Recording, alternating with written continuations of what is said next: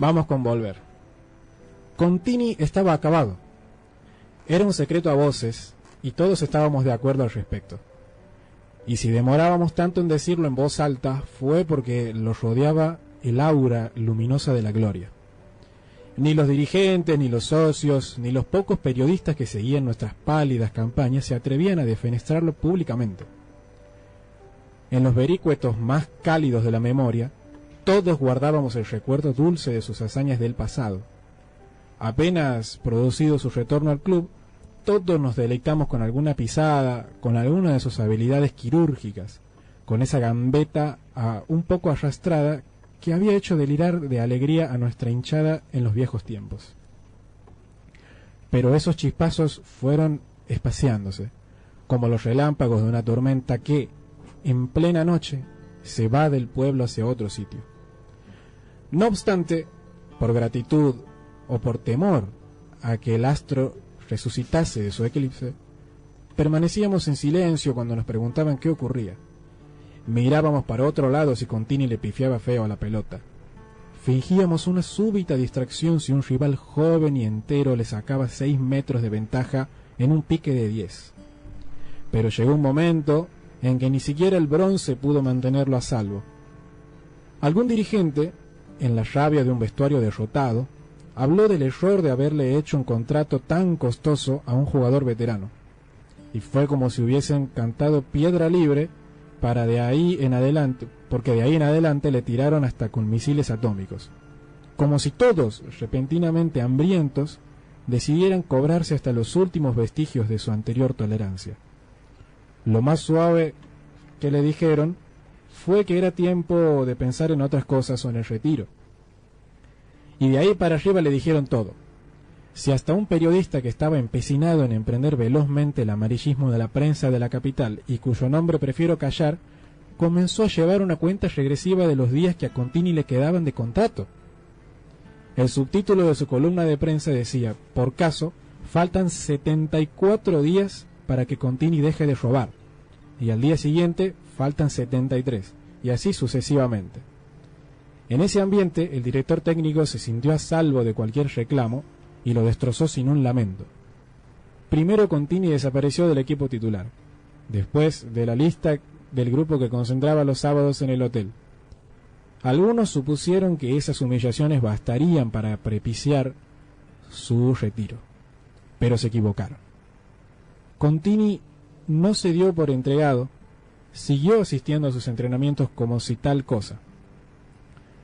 Y si se privó de ir a la cancha los domingos fue, creo, porque sospechaba que los plateístas iban a hacerle pasar pésimos momentos. A la práctica matutina de los martes se presentaba puntualmente. A veces pecaba de tempranero.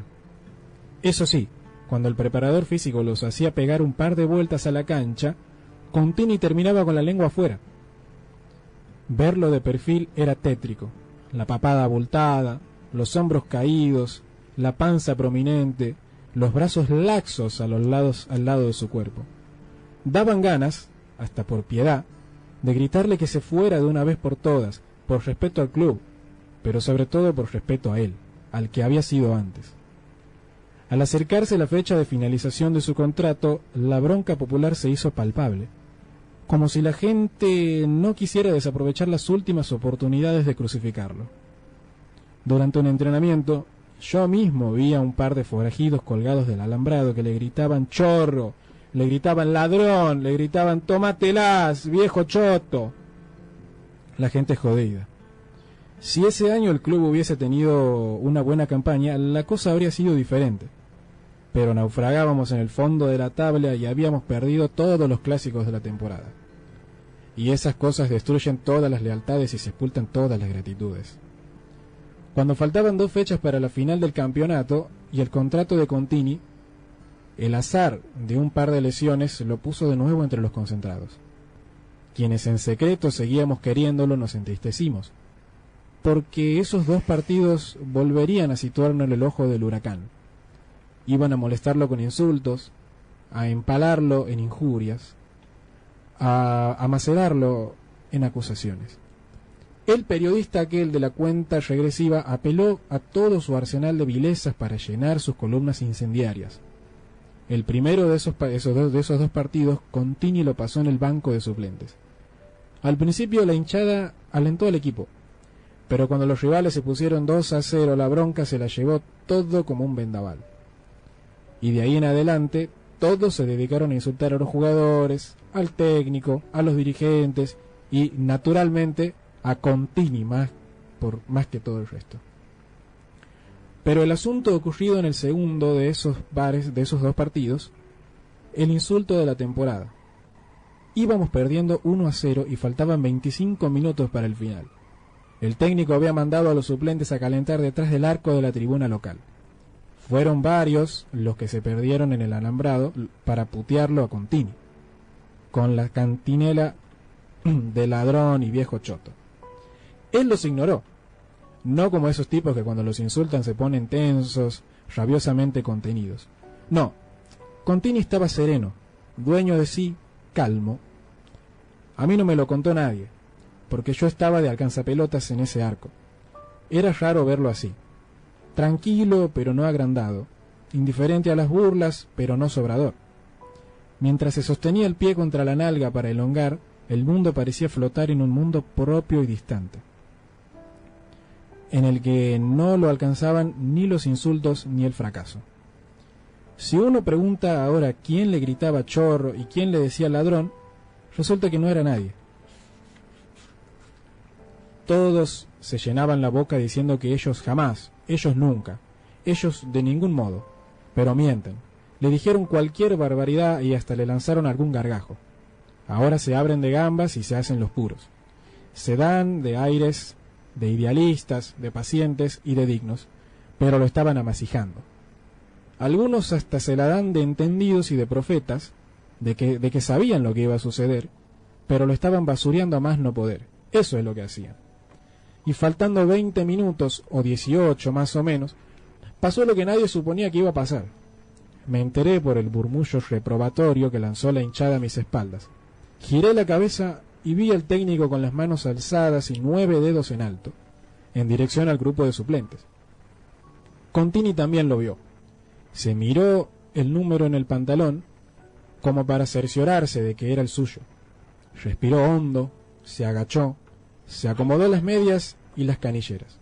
Volvió a erguirse, escupió el chicle, no se dio vuelta hacia la tribuna, no miró al banco de suplentes. Se lanzó en un trote manso hacia el córner y luego hacia el mediocampo, cerca de la línea lateral. Mientras trotaba lo vi raro, como si hubiera crecido. Llegando al banco de suplentes se sacó la remera de entrenamiento y tendió el brazo para que le alcanzaran la camiseta. Así, iluminado por la luz penetrante de los reflectores, parecía haber adelgazado como 5 kilos en ese trayecto de 70 metros. La hinchada había quedado en silencio. El juez de línea levantó horizontal el banderín para indicar el cambio. El técnico le hablaba y movía los brazos dándole indicaciones. Pero Contini, con el mentón de alto, oteaba el campo de juego como si no hubiera más mundo que ese. Yo estaba lejos, pero en su expresión de prócer se había disuelto la papada. Contini chocó las palmas con el jugador al que iba a reemplazar, se persinó, sonrió sin mirar a nadie, entró sin prisa. Se ubicó bien de 9, entre los dos centrales. Cuando el número 5 le tiró un pase al rastrón, lo recibió con un toque seco de la zurda, de espaldas al arco. Pisó el balón, giró hacia la valla, miró a los ojos al defensor central que le salía a atorarlo, y entonces Contini encaró. Volver, de Eduardo Sacheri. Muchas gracias. ¡Bravo!